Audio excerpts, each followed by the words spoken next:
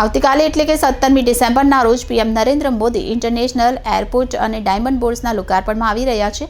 તે પહેલાં સુરત પોલીસે પીએમના કોન્વેનું રિહર્સલ કરાયું હતું.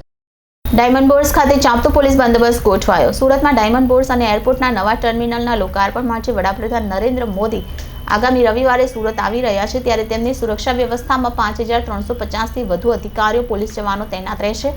ઉપરાંત સમગ્ર કાર્યક્રમ વિસ્તારનો ડ્રોન ફ્લાય ઝોન જાહેર કરાયો છે. આજે વડાપ્રધાનના આગમન પહેલા સુરત પોલીસ દ્વારા પીએમના કોન્વેનું રિહર્સલ કરાયું હતું.